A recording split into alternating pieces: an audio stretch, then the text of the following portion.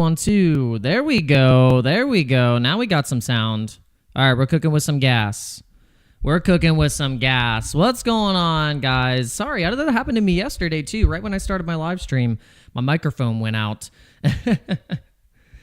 Lord, if you're there, please bless this man's mic. Yes, there we go. There we go. Chimbo slice. Yes, for real. I think I was just blessed. Thank you. That comment actually probably helped it work. So what is going on, guys, gals, aliens, and degenerate crypto enthusiasts? Welcome back to Dano Crypto. On this channel, we show you guys how to make simple, effective, and easy moves in the cryptocurrency ecosystem. So today, President Donald Trump is going to be addressing the nation from the Oval Office at 4 p.m. today. So I'm pretty sure it's at 4 p.m. Eastern Standard Time. Don't quote me on that. I'm pretty sure it's at 4. I don't know if it's 4 Central, 4 whatever.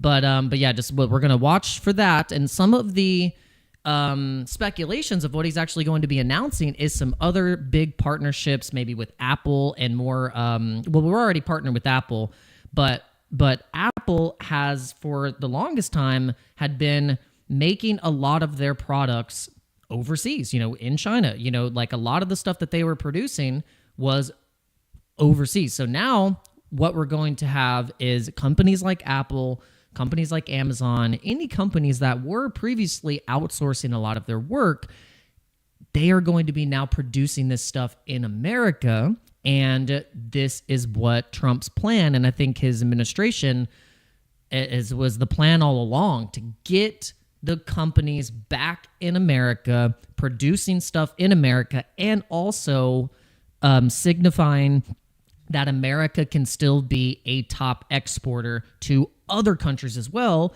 where we had been closed off. I didn't really realize the scope of how much we were closed off from trade from other countries. And then we were also paying a lot of money to these other countries. And this is what Trump, with more than any other president we've ever had, has brought this to the table and has explained that we have been paying so much money out, and this is why the American people are so poor. Pretty standard. So it's like, out of all the jargon, out of all the numbers, out of all the politicians and all the things and all the stuff that people talk about, at the end of the day, it's a pretty simple explanation that the American people were sold out. They were sold out by the politicians and sold out by the deep state, and for years we're being siphoned. And now we're trying to get it back. So let's go. Team America, USA, let's do it. But I know we have more people that watch this channel that are not American. They're actually Aussies, they're Canadians, and there's people that watch this channel from Pakistan. I mean, we got people watching from all over the place. So we respect other people's countries as well. But we just want to, obviously, in America, we realize that when America doesn't have our shit together, it kind of makes the whole rest of the world go, well, I guess we won't have our shit together either. And then it's chaos. So that's literally what happened for 4 years of a Biden administration, where they were like, well, I guess they think it's a joke, so we're going to think it's a joke too. And that's kind of what happened. So rainbow flags flying aside, it's time to get back to work. It's time to lock in. It's time to lock in, my friends. So welcome to the channel. If you have not been on this channel before, you're just coming in as a new viewer, make sure you hit that like button, you hit that subscribe button, you ding the bell. We go through a lot of different stuff on this channel. So a lot of the times it could be a little hard to follow, but if you stick with me to the very end, I'm bound to say something golden that will ring in your head for years to come. And that's how I like to operate, because this thing ain't scripted. This is right off the dome. This is right from the heart. This is right from the chest. We say things with our chest on this channel, and we try to be as transparent and as me as possible, because this is what I think is the most important for us to realize as humans, as you are uniquely you, and this is what people ultimately are gonna like you or not, for who you are and you just being true to yourself. And so in this crypto space, I like to operate like that as well. And so I hope you guys appreciate it, and I hope you are along for the ride. I hope you are building up your bags. I hope you are getting a plan, a strategy, whatever it may be, in order for the next couple years.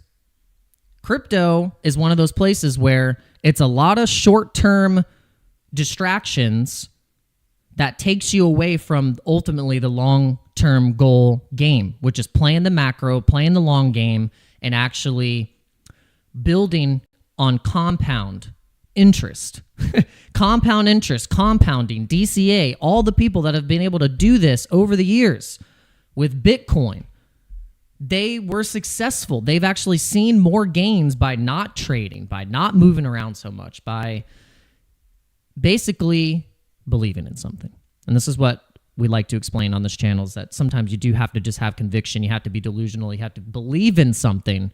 And what better time than now with crypto, now that you even have the governments, the institutions, you got the banks even playing along now. The banks have no choice but to join in. And you're bearish still? I don't know what to tell you. I don't know what to tell you. These people that come on the timeline and say, well, that's it. It's the last cycle. Governments have control of Bitcoin now. I'm not going to buy it. It's too expensive because the governments are buying it. Michael Saylor just has 4% of supply, and I can't. I'm priced out. I'm priced out. You're not understanding the game. You are being now tricked and psyoped and gaslit to think that, oh, well, it's too expensive for me now. It's too expensive. We're going to explain to you why that is false and why that is not the correct way of thinking when it comes to investing. It's not the right way of thinking. All right, my friends, make sure you follow me at Dano Crypto 904. We stream to X as well. So if you like watching on YouTube, that's cool. We can watch on YouTube. You can watch on X as well. You can watch on all platforms you want. We might even start streaming to MySpace. I mean, it's getting that crazy here. We're pumping this thing out to as many places as we can. And we hope you guys are having some fun. We got Ozzy Osbourne official in the chat saying the ticker's Bitcoin. Will flip BTC. We always have to give the shout out and love to the Sprotos, the Sproto Gremlins, and also the ticker Bitcoin community. One of the best looking charts in all of crypto meme history is the ticker Bitcoin chart. It really is just a wonder and a marvel to behold, where it's like a heartbeat. If your chart has a heartbeat, it means it's alive. You know, Jack Mallers actually gave a really good analogy of basically how volatility is actually a good feature of an asset. You don't want it to be stable. Like okay, if you want it to be stable, then cool. Like hold something different. But Bitcoin and the nature of its store of value with volatility, it has a heartbeat. It moves. It actually is fluctuating.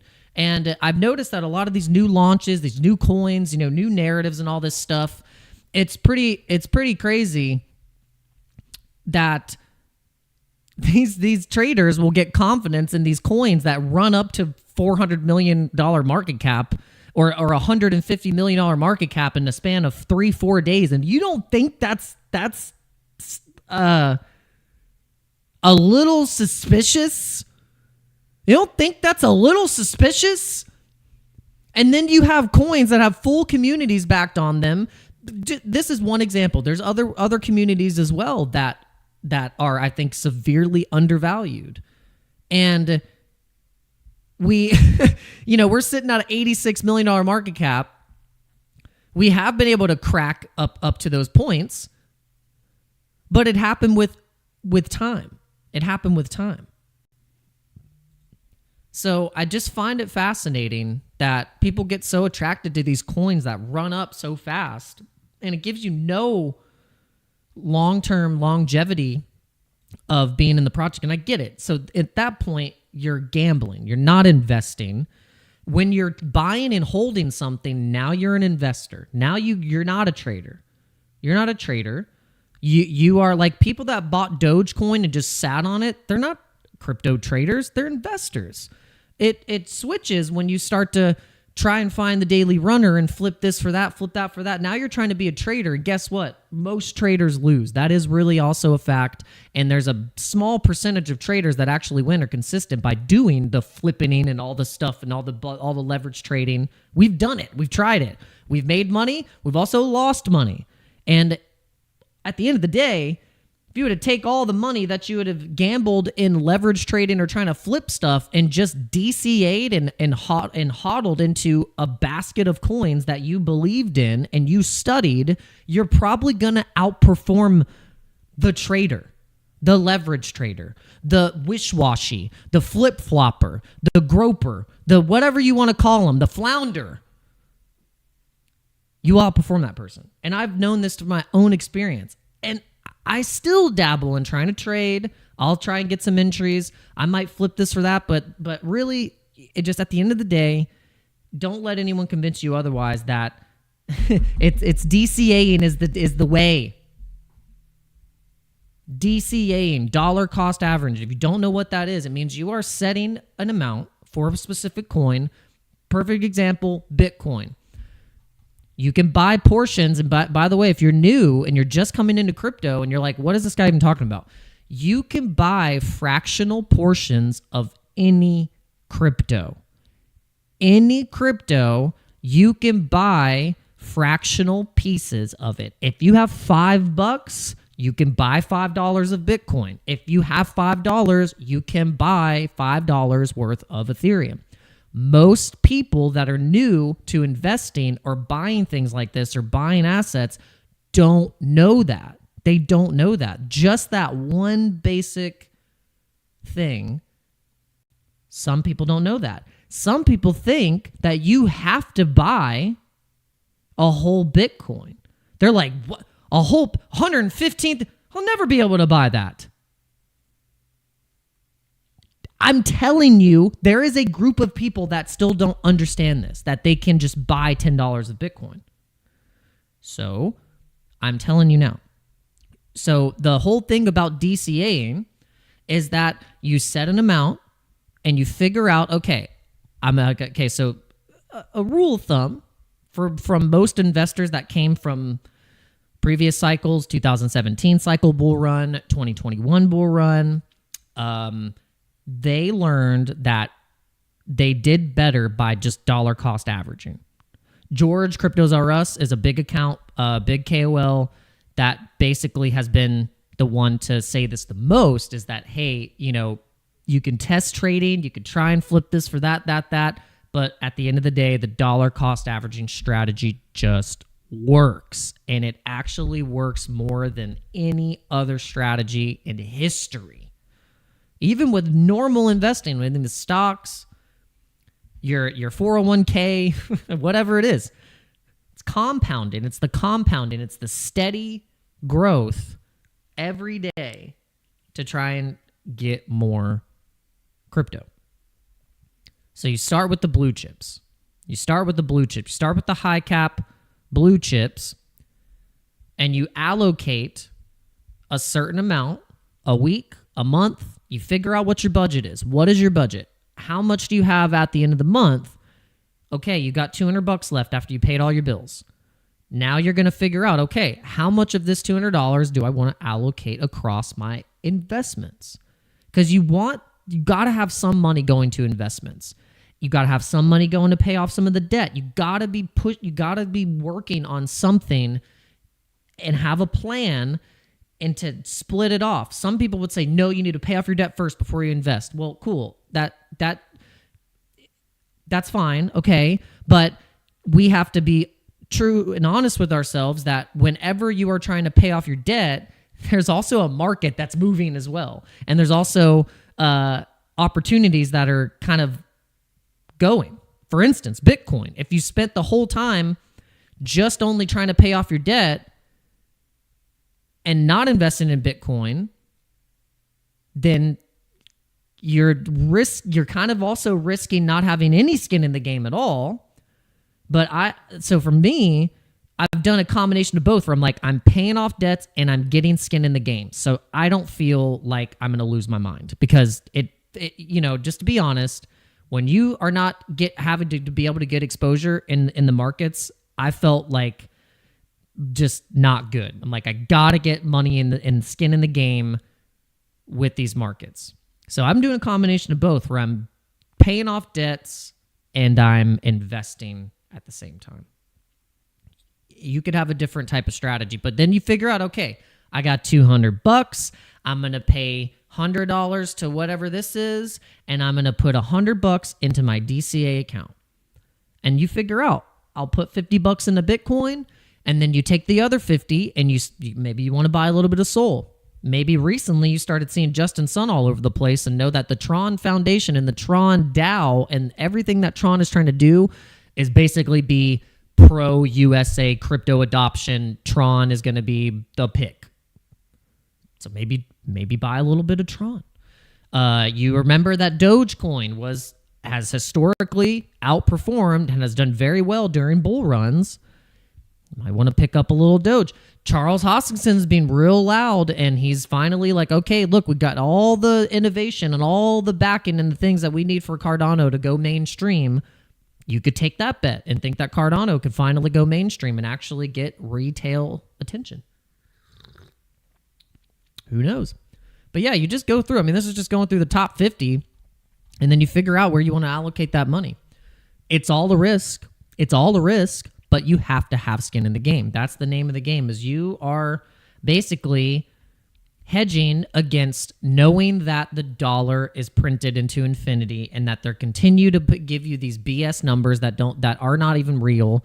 Everything is fake. Everything is a scam, and in terms of what the monetary system is based off of. So you know this to be true. If you don't, now you do. It's true. It's all a scam. Fiat is 100% a scam.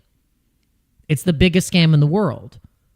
Debt slavery, wage labor slavery, and the capitalist system, how it's set up right now, is 100% a scam. But what do we do knowing this to be true? You're not going to be able to fight it with force. You're not going to be able to fight it with guns and all of those things. There's jails and cages built specifically for you if you think that's possible. So what do? You know, you use the system. You know that the system is fake and rigged, so then you extract from that system. And how do you do it? You learn where the big money's going with their big transactions of capital, and where are they putting it? It's not in the bank account, earning stable interest in a bank account. No. They're putting it into assets. And they're investing. And it's been historically that rich people and rich families have been teaching and basically showing their bloodline and their families, this is how you create wealth. You invest. You take risks. You try to create companies. You provide a service for people and solve problems for people. That had nothing to do with how smart you are, book smart you are, going to college for 8 years or however long you went to college, because guess what? Some of these degrees that people are getting for 8 years are realizing they can't even freaking get a job because AI just took it. And unless you become an expert AI prompter, your 8 years of schooling just went down the drain and now you're $100,000 in debt. Who told you that was a good idea? So it's all on how the perception of how you're supposed to make money and build wealth and success, and also the knowledge and the information provided to you that changes the game. That is what is different. It's not a skill issue. It's not a freaking skill issue, guys. It's never been a skill issue. It's perception and information. Anyone has access to this information. It's your perception of how you can get out of the freaking rat race. And how do you do it is you invest. You have to get into an investment strategy. So, all right, that's my rant for this morning. Thank you and good night. We're going to get into the charts now. Let's get into the charts, baby. We're going to talk about some stocks. We're going to talk about how Tesla is probably going to go to $1,000 because they are not only just a car company, they're an AI company trying to put a robot in every home. I don't know if you guys remember the movie with Will Smith, I, Robot, but I suggest you watch it. Watch it again. You think those movies are like, what watch it again, and look at the timeline and what year it's set in. 2035. When do you guys think that we're going to see robots in the homes and have AI, AGI, artificial general intelligence going through our reality? Look where we're at right now. It's 2025. 2030 is this pinnacle point of where I told you guys that we're going to be splitting off into two different sections. It's either going to be dystopian AI full control 1984, or it's going to be golden age revolution where AI could potentially, with us kind of just like letting it operate certain things that humans had been operating this whole time and messing and effing it up, we could be going down this road. But ultimately, we probably all need to be led to the road to Jesus Christ, so then we can have a chance. But that's another story. But yeah, let's go into the large crypto market caps here, the large cap stuff, the low cap stuff, and we're going to see what is performing the best right now in this bit of a volatility, and we're going to see what is what's down. But overall, we're just gonna scan through our favorite coins here. We have some blue chips. We have some multiple ecosystems in here. We have some DeFi tokens. We have some gaming tokens. We have some exchange tokens. But we're going to go through them. First, let's go through Bitcoin. This is the ticker Bitcoin. This is the people's Bitcoin. This is my favorite meme coin. Currently going through a Wyckoff accumulation. If you look at most of the altcoins on the weekly, they're going through a Wyckoff accumulation, which means it's being distributed. The coin is being distributed. It's not a run-up, pump and dump, early, like basically kind of how like the pump token looks like right now. The pump token was like, okay, cool, ICOs got in and out. Great. They made money. People that invested afterwards got rocked. Pretty standard. But when you have something like that's Wyckoff, the coin is being distributed in a way that is like institutional level, because that's what the institutions do, and that's what they've done with Bitcoin, is they've basically Wyckoff Bitcoin since the beginning of the year. And really they've done this whole breakoff, like probably the best way that I can show you is probably in the 4-hour chart. Yes, here's the Wyckoff right here in the 4-hour chart for Bitcoin. You can see it. You have this through line of resistance. The coin, whatever it is, the asset that's getting Wyckoffed in the face has a level of resistance that it trades down into. Okay? It establishes a low. Now, from the bottom, you can see how it creates a bit of a W. It's not perfect, but then it establishes either a higher low or a lower low, then gets brought right back up to that through line of resistance. And then what it does is it'll trade around sideways a little bit and then go to the next shelf, go to the next level, which is right above that other previous resistance behind the one that I mentioned, which starts the Wyckoff accumulation. This is happening across the board with a lot of coins, especially when you look at them on the daily or the weekly. You can start seeing this play out. And if the coin, I think, is going through Wyckoff, then I think it's a good coin. It's almost like those are the coins that are being redistributed and being picked up again for the next leg up because it's trading with strength. So that's what I've been kind of pulling out of this, is realizing that when you start to see this, that's how you can get a little bit of indication of a pump to the upside because of the nature of the chart doing what it's doing. So ticker Bitcoin is proven this to be true.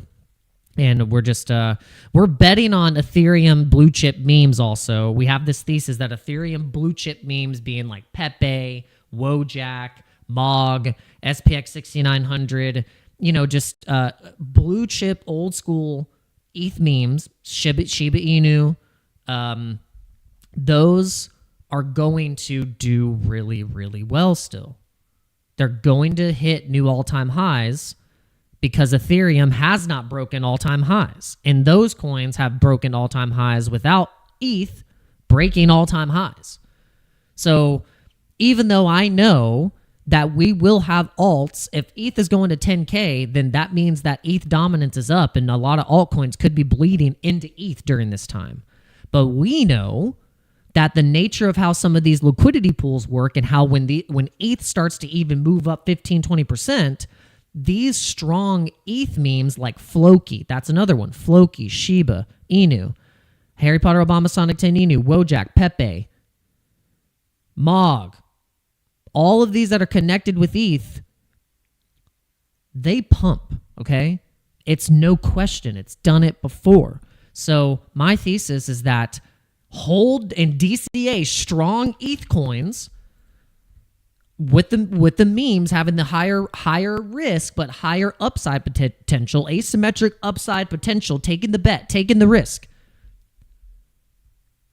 And so I'm on the side of being pretty bullish ETH and knowing that these treasuries aren't just buying up all this ETH just for it to go back down to $1,500. Like, are you kidding me? So it doesn't make any sense. It wouldn't make any sense at all. It's the same as all these treasury companies with Bitcoin buying Bitcoin at the freaking top. Michael Saylor buying Bitcoin perpetually at the top forever. Why are we so naive to think that we're smarter than these people? What makes you think that the crypto bro on CT has a better analysis of the market with a portfolio maybe worth, a couple bands, maybe $100,000, $200,000 portfolio, and you're listening to that guy while the billionaires that don't even have to buy these assets are buying these assets, and you're bearish and telling me that I'm priced out? Oh, it's over, bro. It's over. What are you talking about? What are you talking about? It's time to lock in. It's time to get bullish and stop trying to gaslight people into making them think that you are just like the end all be all macro breakdown. It's like, I'm sorry, but I'm going to probably trust the billionaires and where their money and capital is flowing because they don't even have to invest in this stuff. But they are. Why? Because they even know that their assets and their money and whatever, their real estate, the cash that they had, it's all worthless. And the counterparty risk, what's actually going to give them more of the worthless fiat and a potential to get more of that? It's through crypto. It's through the stock market. That's what they've done. That's what the big money is doing. And we, as the small, the small fries out here, the retail, need to just follow suit. That's what they don't want. That's why the whole Wall Street bets, the whole run on Wall Street, that was such a, for the first time ever, Wall Street got scared. For the first time ever, Wall Street got so scared that they had to cancel the sell button.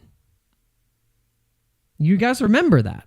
Do you remember that? They had to cancel this. They had to cancel the sell button because mainstream almost kind of started to figure it out. They realized, oh, it's a fucking scam. It's rigged. The president of the United States is going on live TV and telling you they rigged the numbers.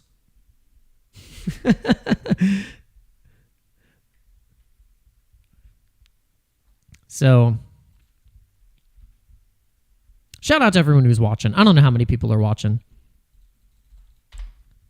but we appreciate you. We got How many people we have on X? We got how many people? Let's see. Let's go to the and make sure if you're watching on X, you gotta say hello. You gotta say hello, hello, hello. I don't know why, but people are so shy on X sometimes. They don't want to say anything. But I know there's some Sprotos watching in here. Sprotos, where are you at? I can't just be talking to myself here, okay? I can't just be talking to myself. All right. Polygon ecosystem.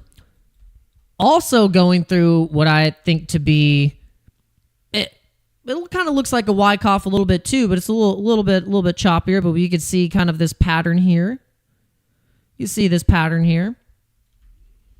I really like the double bottom on the daily here. I love that, showing that strength.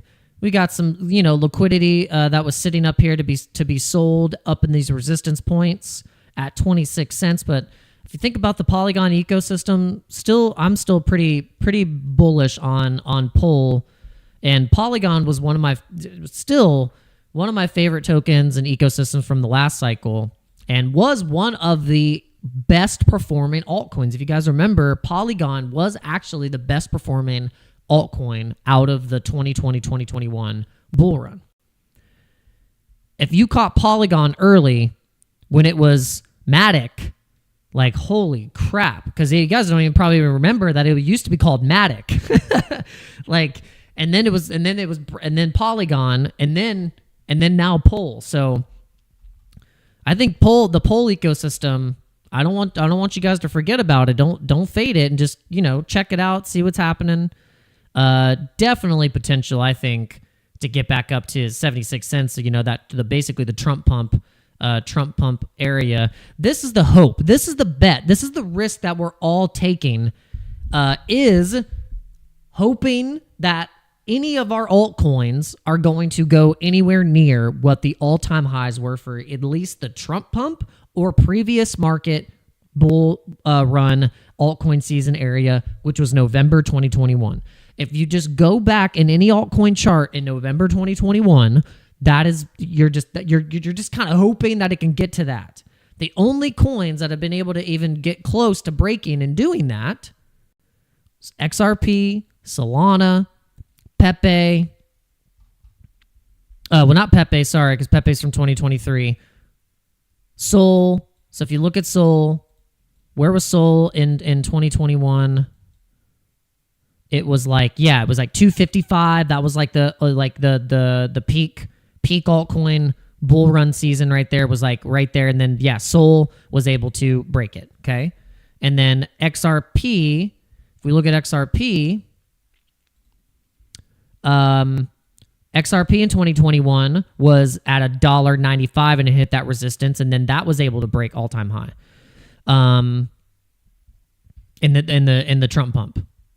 So not very. There was only a very few that were actually able to break its all-time high. And so what we're doing is we're kind of like, okay, so those were able to, can the other ones?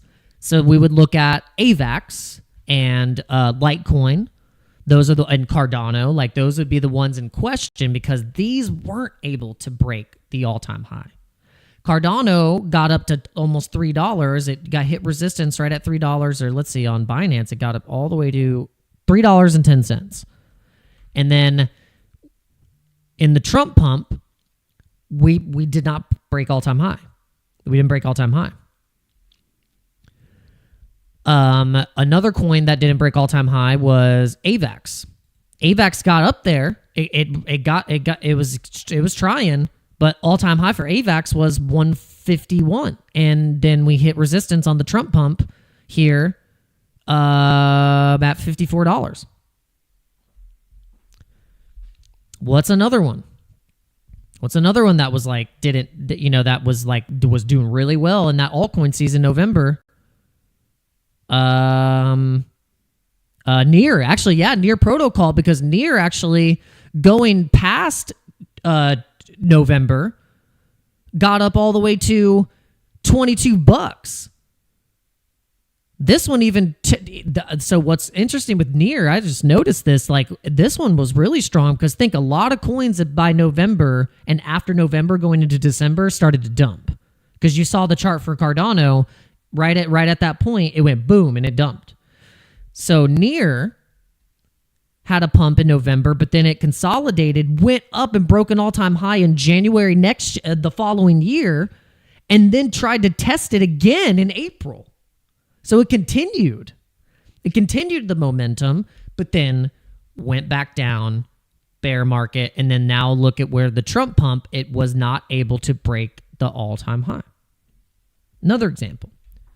So a lot of these coins, it's like you're just betting on, can it just get back to previous bull market all-time highs? And a lot of these, you're kind of weighing your risk and weighing that, like, okay, NEAR protocol from where it's at right now going to where its previous all-time highs were is a 725% move to the upside. You can do the same kind of measurement, with AVAX. You say, look, okay, like we hit that resistance. We were able to at least, we're trading with some strength.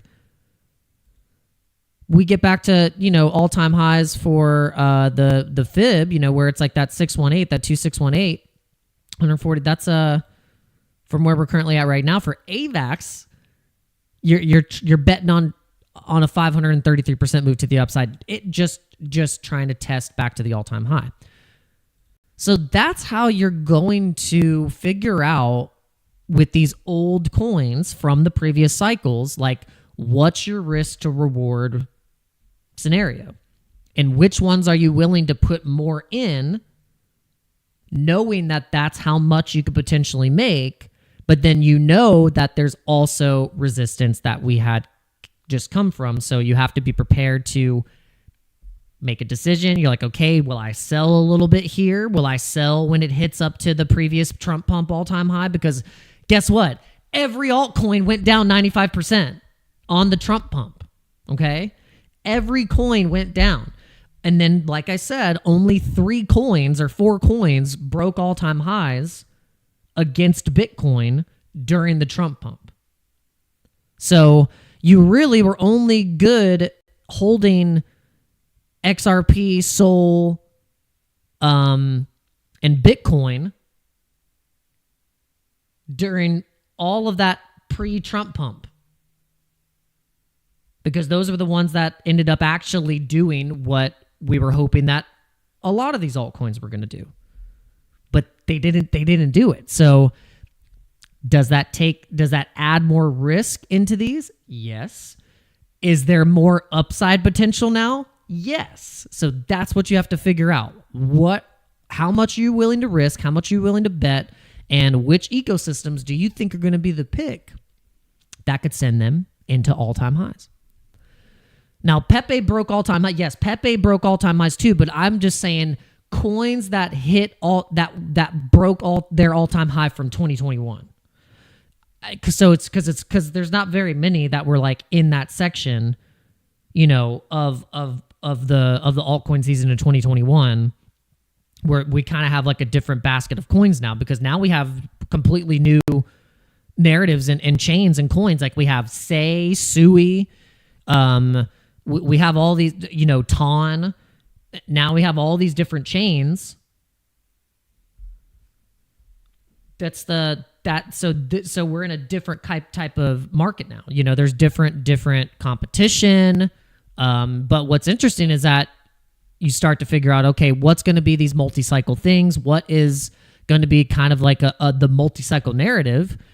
And all chains have different things working for them. Like Solana, for instance, like if you're bullish Solana, you'll be aware that they are trying to be NASDAQ on chain. They're trying to have the fastest, frictionless, DeFi, with all the different dApps and protocols that you can use, the aggregation of routing of swaps and being able to manage all these different launch pads and stuff with keeping the uptime of the blockchain. They haven't had any issues with going down recently. They have a phone, the Saga, I think is the name of it. The Saga there's a 3rd generation Solana phone that has fully, BNB, Was it okay? BNB, yeah. Thank you for reminding me because I'm sure there was other ones too, but I was just using the XRP and Solana as the example. But yeah, maybe BNB did get close to breaking the all-time high. But yeah. I guess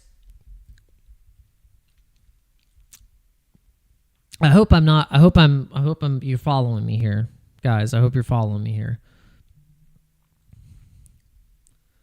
Oh, okay, you are. We got people in the house. Thank you guys for being here with me, and just make sure you're hitting the like button. That's all I ask. We don't have any private groups. We don't have any, Telegram groups or Discord groups where we claim to be the crypto genie or something like that. We are very humble in our crypto journey. We've made some nice wins. We've been able to turn $100 into 10,000. But guess what? We've been able to turn 10,000 into zero. So it's a great skill to have. So, but yeah, we're just here to have fun. We want to make sure you guys are having fun too, and we're mildly entertaining for you. If I can at least make you laugh and give you some things to think about for the day, then hey, I accomplished my goal, my friends. We want to remind you that Binance and Coinbase, they are wash trading the market. It's proof, and there's blockchain proof that Binance does not care about you and does not care about your altcoin bags. They don't care, and they're going to continue to do this until they're not allowed to. So how do you combat this? Well, you got to figure out where those liquidation points are. You got to know that the market is more likely to liquidate high leverage trades. And if you can time and snipe a limit order right in these areas, if you're going to try and trade, or if you just want to have a spot to DCA, you're like, I want to get the lowest freaking price to spot buy Bitcoin on dips. So you could have used this opportunity recently that we had on Bitcoin, hitting some volatility. We had some volatility, and you use that. I know, and it's like, guys, do you realize, and people always are so supportive of CZ, and I get it, but why can't you have a healthy level of skepticism with these people that might have actually truly committed a crime? And being super sketchy, and it's like, I get it. I know financial crimes are really interesting because it's I think the level of scrutiny people get, or the sentences for financial crimes, is pretty heinous. It's almost just as long and worse than if you committed the worst crime of all. That's what's crazy. That's why it's so it's the way our system is set up is that if you commit financial crimes, you almost get more jail time than you would if you committed the obvious thing that I'm not going to say, the ultimate sin. It's what? It's what? Huh? That's crazy. And so it just makes you think about how the system is set up. You're whoa. So, but yeah, so CZ had to pay $4 billion, and there's probably a lot in that case that we have no idea about, and Binance probably doing some really shady crap.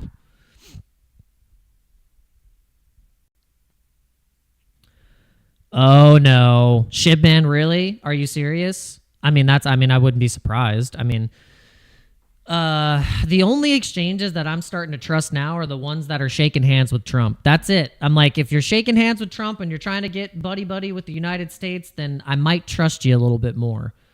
But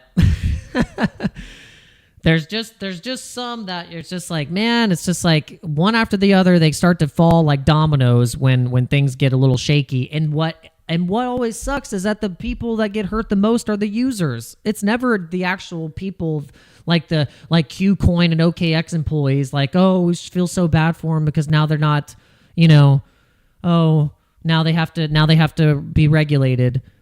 And it's like, no, I feel bad for the customers that now are getting probably emails and saying, sorry, we froze your account. Especially the ones that have a lot of money on the account. They're like, oh, sorry. Withdrawals are paused now. Withdrawals are paused for whoever knows how long.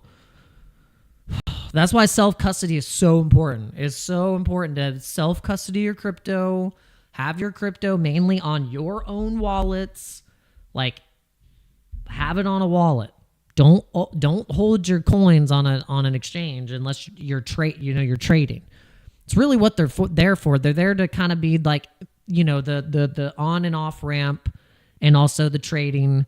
But then really, you just need to have most of your stuff on a wallet, on your own wallet, because when news hits like this, or KuCoin, OKX, whatever exchange you are like married to, guess what? You don't own nothing. They own it all. They own it all.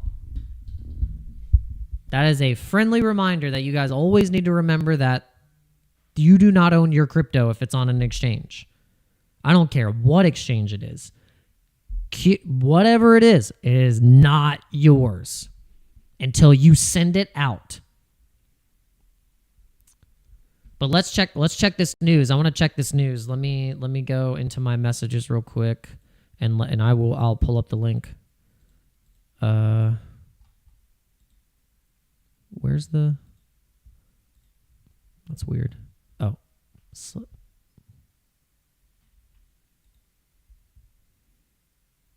there we go.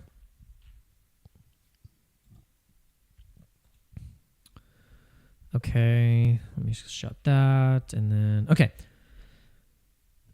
So this is from Cointelegraph. People scrutinize Cointelegraph a lot, though. They don't like Cointelegraph. They call it Cointell-a-lie.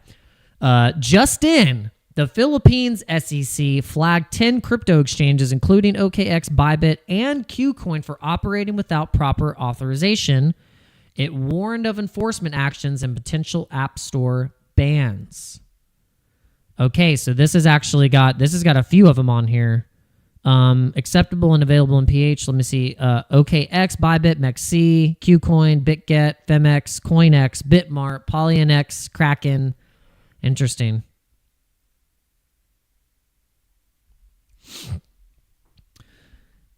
Well, I think the thing, Shipman, that really kind of frustrated me is that everyone was just like, oh, the government's so wrong. Like, I can't believe they did that, and blah blah blah. And it's like, we don't know the whole story. We don't know. We don't know what the heck happened. I respect CZ and him building and being a builder, but also, like, maybe he's done some pretty irresponsible things and maybe have cost people millions and millions of dollars, but we would never know because people are so like, oh, go CZ, So it's like, I'm not going to be, it's just like with Trump, it's like you could get caught up with thinking that Trump's, the savior and is perfect, but he's not. He's a human, and he's going to make mistakes, and he's not going to be your freaking savior. Like, and you can't just be like, oh, Trump's the savior. Like, no, he's probably making mistakes as well. And that's why he has a team of people that are smarter than him to do the things. We probably know like 1% of what actually went on with Sam Bankman-Fried and freaking and CZ and all of these inner networks of money that we're not in the club. We're not in the club, and we're not going to know. But guess what? Someone had to pay $4 billion and go to jail for 4 months. Sam Bankman-Fried is in jail. Who's not in jail? All the people that probably orchestrated all of this stuff in the back end, and these are the fall guys. So that's how you have to think about it. Why aren't Sam Bankman-Fried's parents in jail for colluding with the Democratic Party and probably selling out their own son? Why are they not in jail? Did you ever think about that? Pretty crazy. Pretty crazy.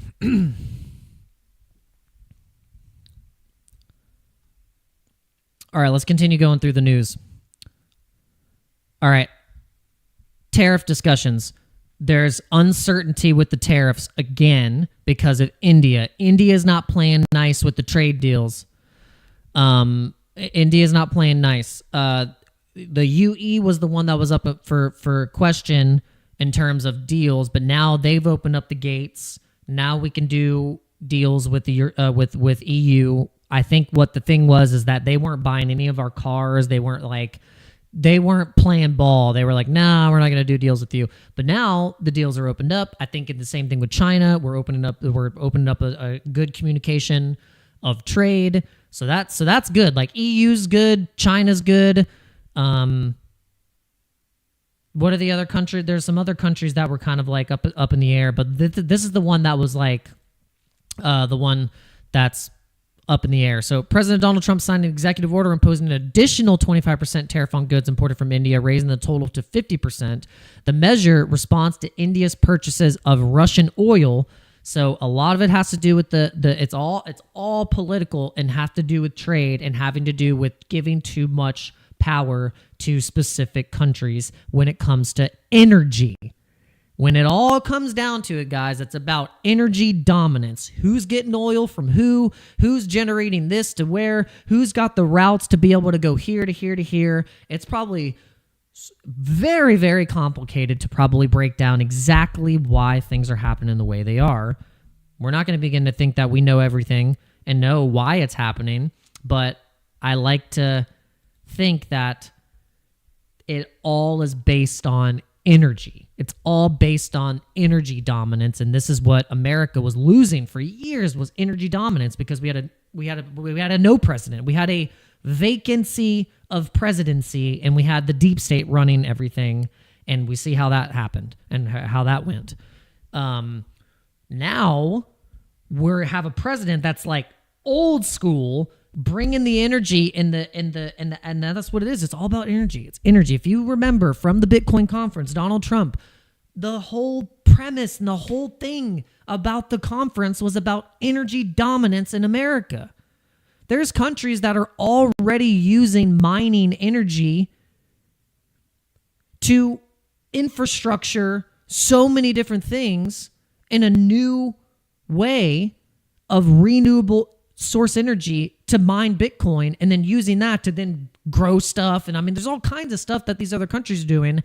We had been choke pointed to not do this, because then what it does is it opens the gate of true decentralization and flourishing of energy in America, which was for the longest time fully centralized, and you'd have no freaking idea where the value and the money and the energy is going, because it's all controlled by a centralized group of people.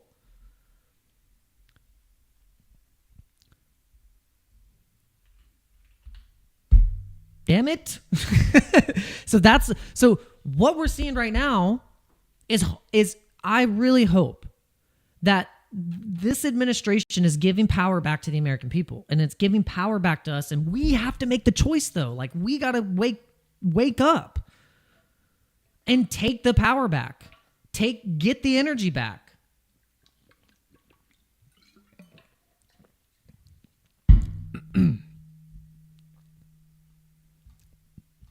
I don't know about you, but it gets me pumped.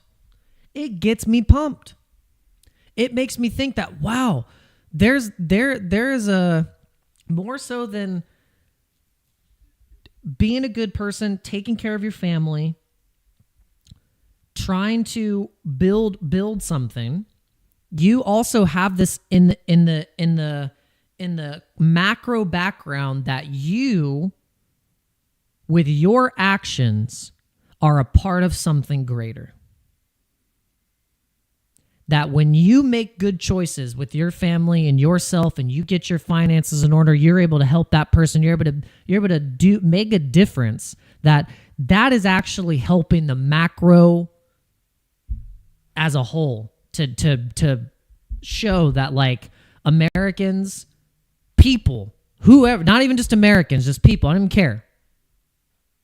we're better than what the system and the ways that are the things that are trying to control us to make us feel like we are stupid. We have to be dependent on them, and we can't actually make a difference and make this world a better place.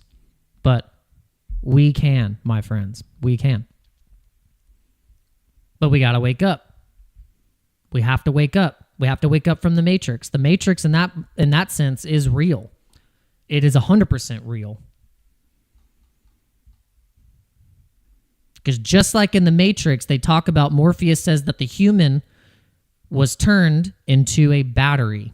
And that is what the system thinks you are. You're just a battery. You're just someone that can be used as a siphon for energy. But we're much more than that. We're much more than that. All right, let's continue the news.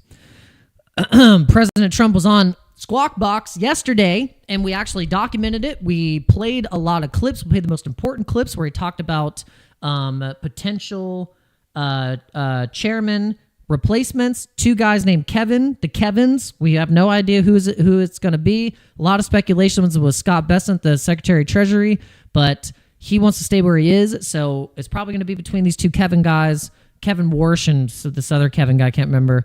But that is what is going to be kind of coming down the pipe here. We got Jerome Powell's term is ending in May of next year.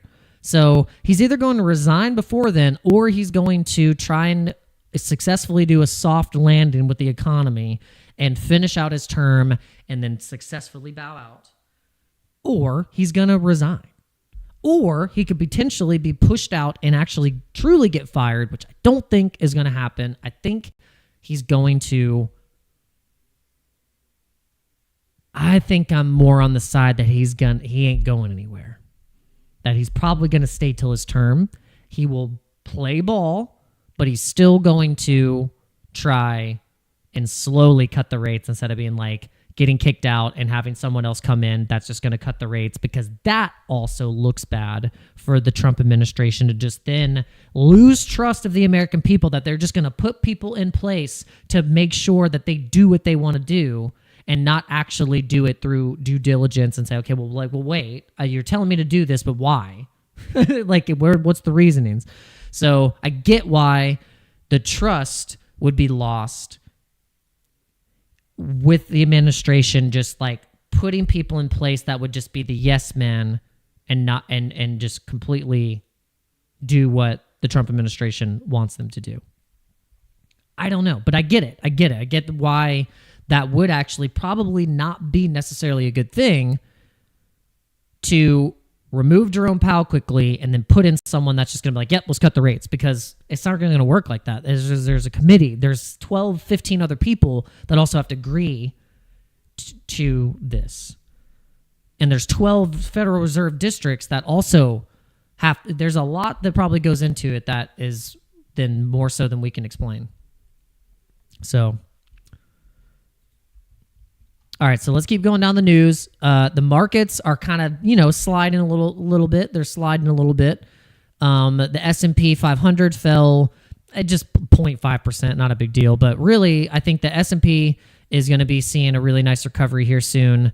It already has seen the recovery, but what we're seeing now is a really, really nice push into another new all-time high for the S&P 500. We know that the S&P 500 has kind of been breaking all-time highs recently. We broke that 6,100 for the first time, and then what we did is we went down, we broke that all-time high, and then we had the doomsday articles coming out saying this is going to be the worst crash in history. This is the worst crash since COVID, since whatever. It's going to continue to go down. They were even saying that it was even going to go down this low. It was going to go down to, 2023 October lows. But what did it do? It actually bounced right from here on 4,900 and freaking just went to the moon and then broke another all-time high. So now we've seen it cool down a little bit again. And we're starting to see, I think, liquidity build up a little bit. And honestly, Trump is signaling. He's like even telling us, he's like, it's a good time to buy. stocks right now and to be in the stock market because so much money, apparently, through the tariffs and all of these deals that are being made by the Trump administration, reigniting the trade, the world trade. Where is the money going to go? Well, it's going to go into the stock market. It's going to go into AI. It's going to go into tech. It's going to go into all of these companies that are now setting up treasuries, whether it be with Bitcoin, ETH, Solana, XRP. I don't care what the heck it is, but either way, these stocks that are then now setting up these treasuries and also being bullish AI and just being bullish being in America, these stocks are pumping. So we want to talk about Tesla real quick. And what's going on, Julie? We got Julie in the house. We got Julie Kennis in the house. Let's go. And thank you guys so much for sticking with me, and pumping the algorithm. Because see, look, when you hit that like button, look how many people start to come in. It's a magical thing. It's a magical thing. And I want to remind you guys that if you do want to become a member of the channel, it's a way that you can directly support the channel is just to become a member. And you'll look as cool as Shibman here with a really nice green logo and a little cheeky Pepe smiling, just to remind everyone how bullish you are on crypto. Yeah, won't you consider doing that? It'd be pretty cool. But yeah, the Tesla, I was talking to my wife, and I was like, and she kind of understands it too. She was like, yeah, Tesla's like, yeah, AI. Like when I think about Tesla, I think AI. Well, not a lot of people think like that. They think, oh, Tesla, car company. But no, when you're investing in Tesla, you're basically betting that Elon will continue to win. And you're also betting that Elon with Tesla through the robots are going to be building the biggest AI infrastructure in the entire world. So Tesla at under $400 to me is like a freaking steal for the next 5 years. Because when I watched iRobot last night, and I've loved this movie, I've seen it so many times. It's one of my favorite, like futuristic, like pretty accurate version of what our world might look like. It's going to be like still a hybrid of old world feels, but with like AI and autonomous things happening. A lot of jobs that were normally done by humans are going to be done by robots, like, you know, basic service, like, you know, custodian stuff, trash, you know, deliveries and taxis. You know, there are no more taxi drivers. It's all autonomous. It's already happening right now. And funny, Uber CEO was on Squawk Box recently talking about the nature of the autonomous and how they're going to be competing with that. Guess what? There's probably not going to be any more Uber drivers. That job is going to be gone now because they're not going to want to trust people because the robots are going to do it better. The autonomous AI car is going to freaking do it better. Okay? So, when I think about Tesla being at $317 right now, I'm like, this thing could be at $2,000. Like Kathy Wood's call for Tesla is actually at $1,500. That's Kathy Wood's call for Tesla. Mine, if you're looking at the overall trend, if you're looking at the trend here and you just like pull a trend and it continues to maybe potentially stay in this channel, we want to make this chart pretty clean here. So let's make it clean. And it stays in a channel here. We want to go from the low, and it looks like we're in a ascending wedge. There's basically this overarching weekly ascending wedge with Tesla, and I think the obvious thing is that it'll just pinch into the wedge. It'll pinch into the wedge and start to get up to about, 600, 700. But I'm telling you, with these Optimus robots and the way that they're trying to basically like, hey, we're gonna probably try and get one of these in every household eventually.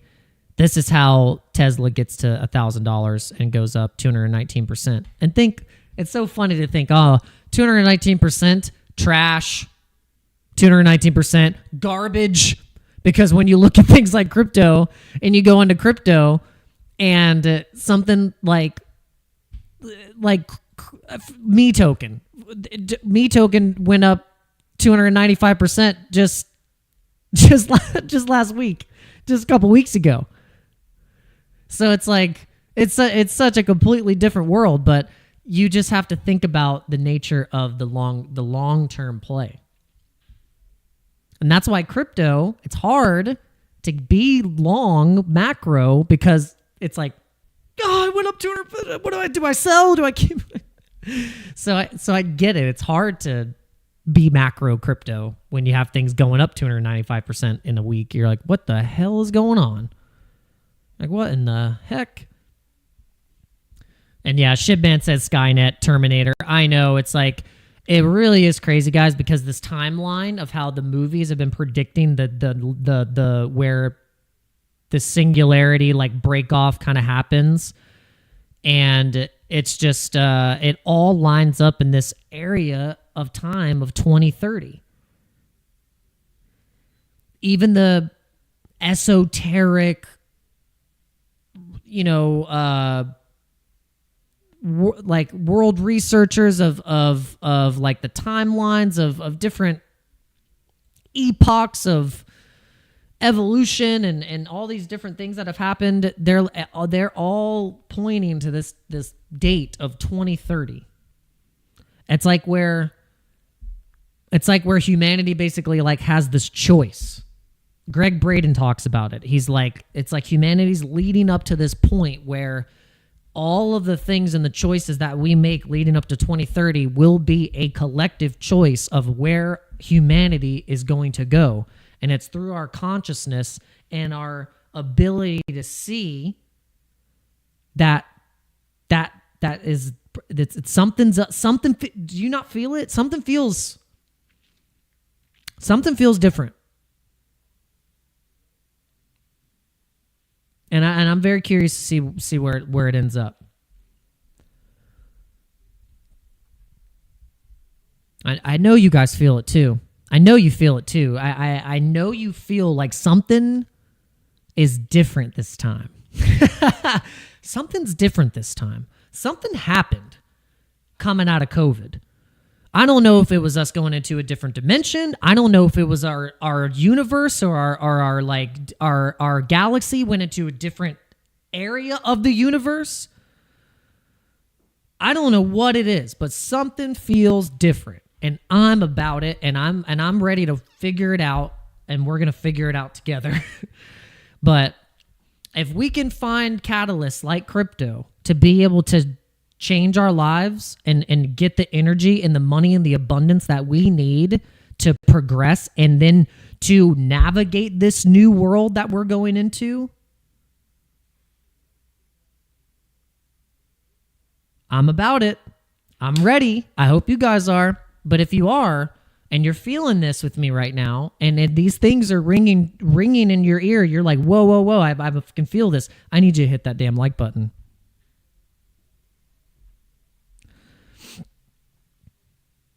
But yeah, 2012, yeah, so that was, the whole Mayan calendar thing. It wasn't the world ending. It wasn't like, oh, yeah, they were wrong. They thought the world was going to end. No, it was the switching of the equinoxes and the precession of the overarching long timeline of our like world in space-time, that we're like in a different part of the universe now. We're like in a different part of the and so that's where things changed. We went into a different like area. That was the end of an age, and now going into this different age of Aquarius. We came out of Pisces, now we're going into the age of Aquarius. All you astrology people will, understand that, know what that means. It means, and for me, how I explain it as an Aquarius, we are now, the human race has the potential, now has the choice. We have the choice to wake up and bring the water bearer. We're bringing the water. We're carrying the water. We have to wake up and realize that it's us. We are together. It's us that make the difference. And so I think that's what it is. But it's like, not every person is going to wake up and think and see it like that. And going back to what I originally said earlier in the live stream, it's all about perception. Perception's everything. Perception is everything.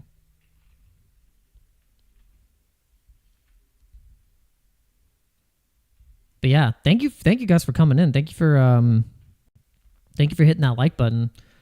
Thank you for pumping the algorithm on YouTube. Like, really got a lot of people coming in. I really appreciate it, and also really appreciate all the people that are tuning in on X. We got over 150 people watching right now, so it's amazing.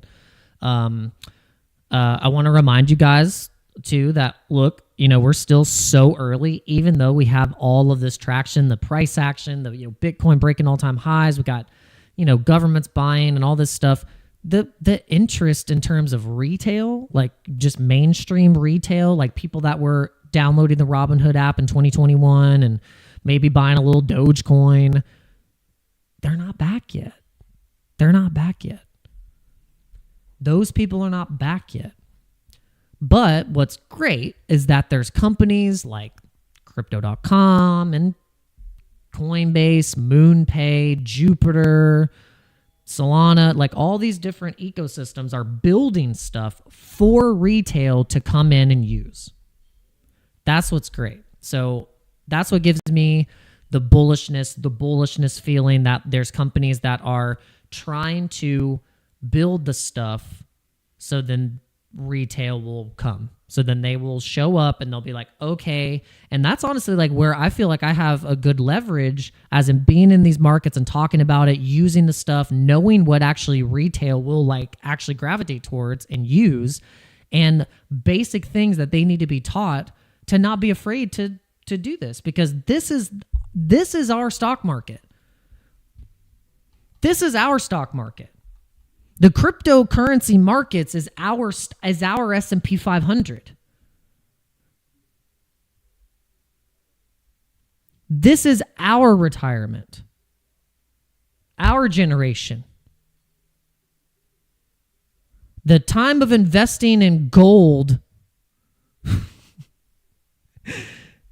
like as a store of value, it's over. No, I'm just kidding. No, I still like gold. Gold is still like, that's the thing. We've even compared gold. Gold was the leading indicator to be bullish crypto. Because look, cup and handle breakout, successful. You go to the dominance and total cryptocurrency market cap, cup and handle breakout. It ain't even there yet. It's about to break the hell out. Where do you think all the money that was in gold and all the hard assets and commodities, where do you think all that's going now? It's going into crypto. It's all going into crypto.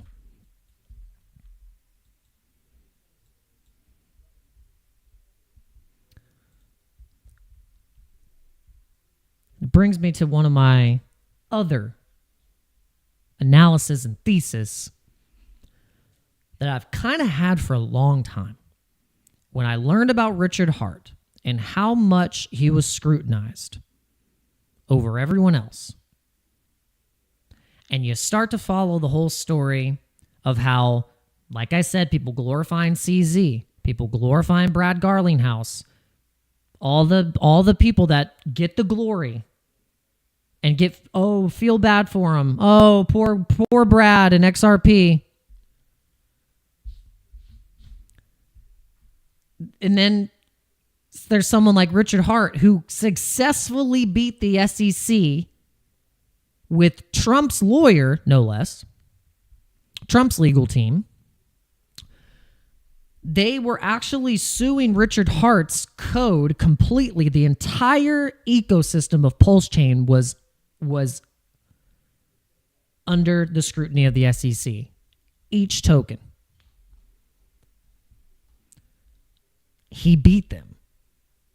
The case wasn't dropped, it was won.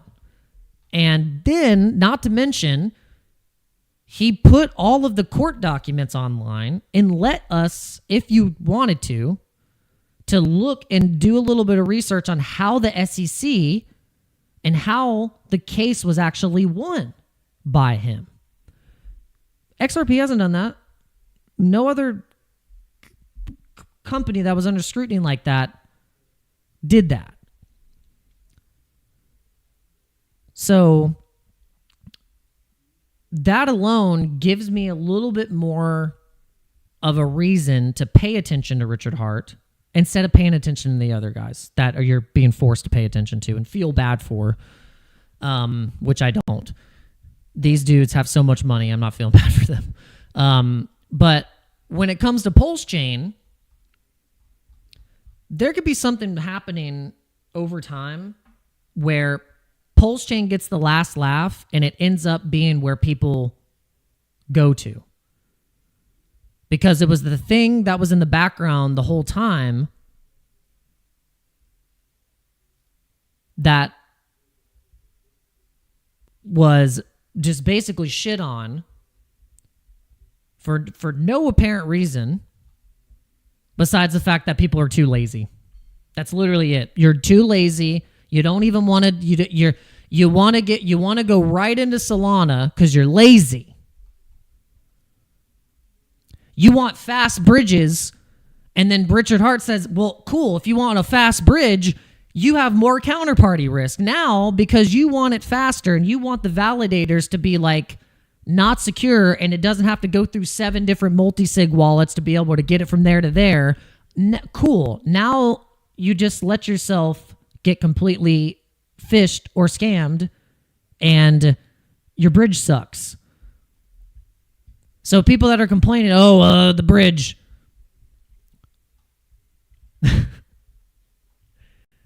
It's like these people are lazy. So I'm not that lazy. I bridged into PulseChain. I've tested the hex staking. I've tested the DeFi. And it works. And there's actually more tokenomics and burning and all kind of deflationary things happening on PulseChain than there is on these other chains. But people like to run their mouth and they don't really know what they're talking about.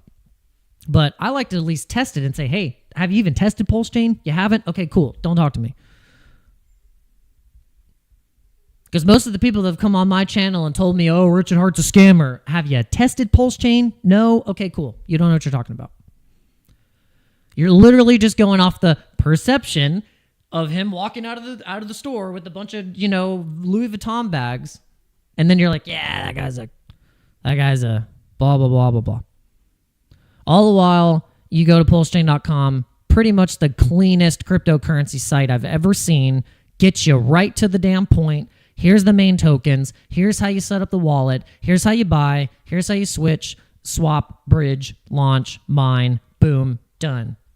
All in one little website. It's simple. Keep it simple, stupid. Actually works. And then you go to the Ethereum's website and you're like, I don't even know where? What?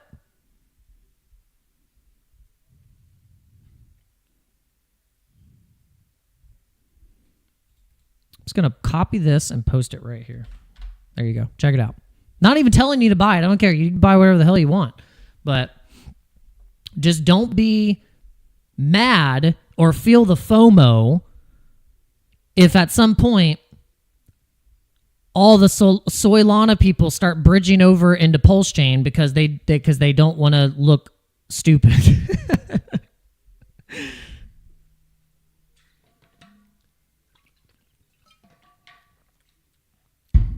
But I'm picking fun. I'm picking fun. But I just have my thesis, I have my theories, and I'm betting on it. I'm putting my money where my mouth is, and I think betting on strong ETH memes, betting on PulseChain, and betting on that Bitcoin is going to continue to appreciate over time, and I'm not priced out of it, that this is where I want to keep my focus. It's pretty simple. I'm pretty simple. And then I think crypto gaming is going to be a separate bull run on its own. So that's how I'm perceiving the markets. That's my perception of the markets.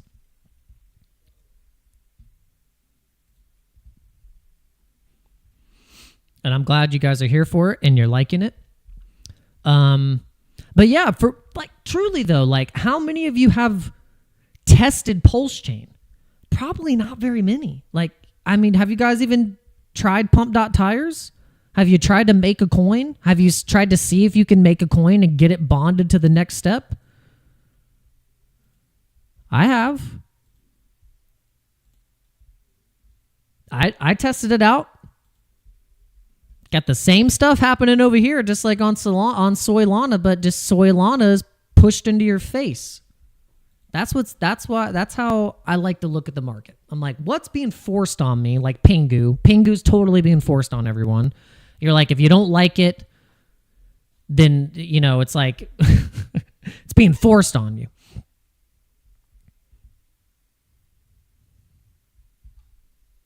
But how many of you have actually tested out the ecosystem? Have you went on PulseX and have you tried to farm anything? Have you? Oh, speaking of this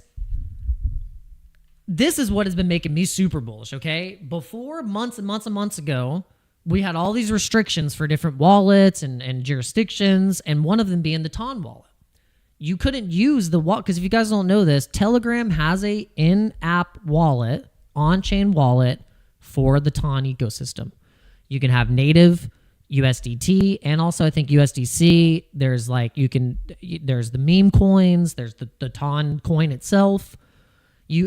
But if you were in the United States, technically you couldn't use it. So now, without having to go through a bunch of stupid crap, like I'm not going to mention, you should already know this by now, but you don't have to do that anymore. Now you can just access the wallet. You just have to back it up, whatever you have to do, and then you can now get access to the TON wallet.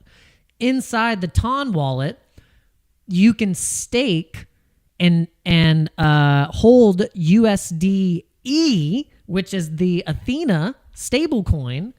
We've talked about Athena, and I was talking about how the USDE could actually start to be one of the more popular liquid stablecoins, like competing with USDC and USDT of a potential of earning some wicked yield. Now on the TON wallet in the United States, you can get USDE 20% APY on the TON wallet. That's pretty crazy. Now, I will say it's very eerily reminiscent of when Luna was all the craze and Luna had UST and you could stake UST and earn how much? 20%. Some people were able to capitalize on that, but also got massively wrecked because they put their whole life savings in UST and Luna and got completely destroyed. Why? Because the stablecoin depegged and the chain got targeted, I also believe, with attacks.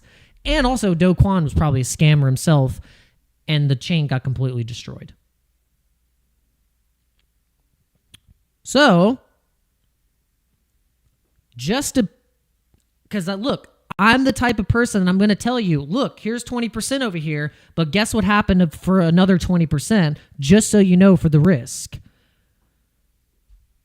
I'm responsible because I'm not going to give you false hope. I'm not going to give you all this yes, you're going to get 20% forever. You're not going to get scammed. No, it's potentially you probably could that stablecoin could depeg, but you try to extract as much as what you can and be a ninja. But I'm just letting you know that is available right now. But why I'm telling you this is that this means the gates are open in the United States now for us to start to be able to actually be able to do perps trading, really actually being able to do full staking, full ICO capabilities, all the different things that we should have been able to do this whole time.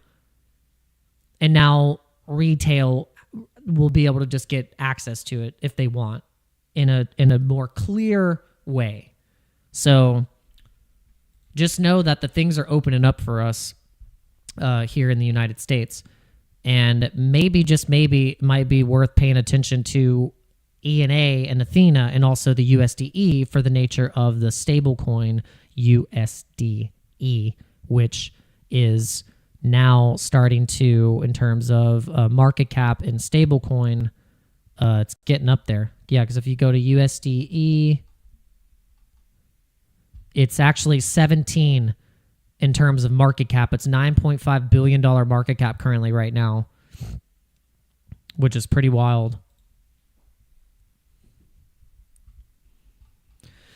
pretty wild. But all right, guys, I think that's it. That's all I got. That's all I got for today. I know we covered a lot of stuff. I started jumping around a little bit, but yeah, I just hope that we got enough info out for you today. Yesterday, we covered a little bit of the Strengthening American Leadership in Digital Finance Technology report that was released by the White House. We read the first introduction to it, and I think on each live stream, we didn't get to it today. We're already like 2 hours into the live stream, so I think we're gonna go ahead and end it. I think. I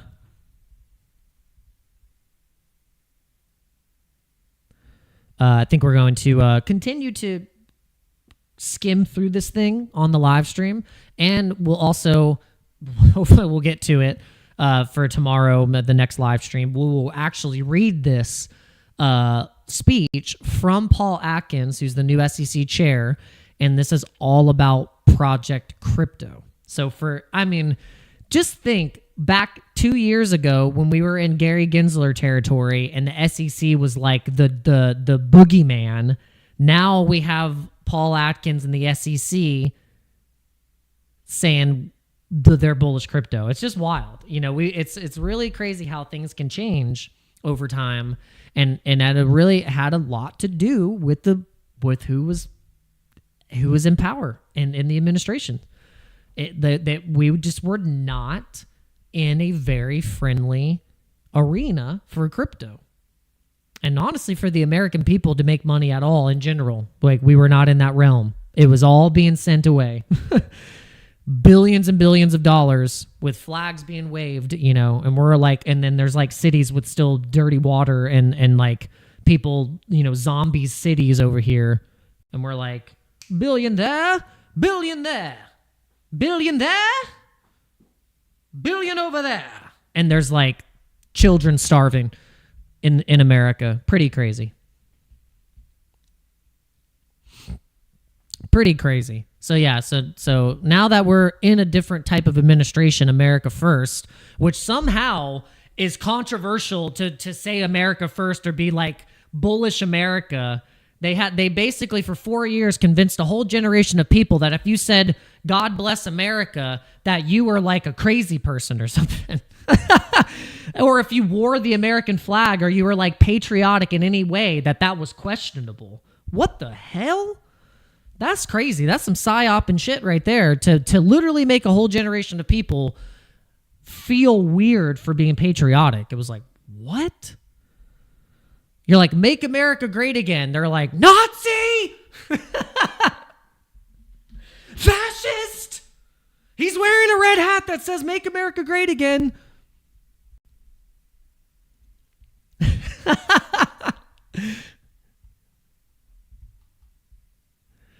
Oh, but I digress, my friends. I digress.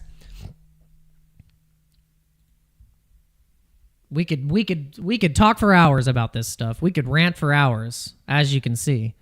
But there is a limit to these things. But I guess if you guys had your way, you'd have me live stream for 24 hours a day. My wife said I'd probably be the only one that could actually successfully do it, is to live stream for 24 hours and run my mouth the entire time and have something to talk about. I think it might be possible. We might actually do it as a record. We're going to do a 24-hour live stream and have my wife just like bring me food and drinks like for hours while I run my mouth on this live stream. Oh, okay. Anything else? Anything else pressing? All right. Mountain Grizzly said, can anyone fact check that the SEC has declared that certain stablecoins will now be cash equivalent once full regulation gets implemented? Oh, you're talking about like ratioing 1-to-1? Well, I mean, technically they're supposed to be. So like, for instance, like USDT, if you went to the clearinghouse of directly to USDT and you wanted to give them $1 million to then mint you $1 million of USDT, you're probably going to pay a fee. You're going to pay a fee. But you're getting a 1-to-1 ratio of USDT. Same way, if you go to them with $1 million of USDT, they're supposed to be able to 1-to-1 ratio you $1 million in fiat cash back. Technically. Now it begs the question, if everyone that held USDT at the exact same time wanted to go and ask for their 1-to-1 ratio of fiat cash, could they make every single customer whole? I don't know. That's the same with gold. Do you think that every single gold vault has all of the gold that is on paper for the people that are saying, yeah, well, you hold my gold, you're going to hold this and that? Probably not.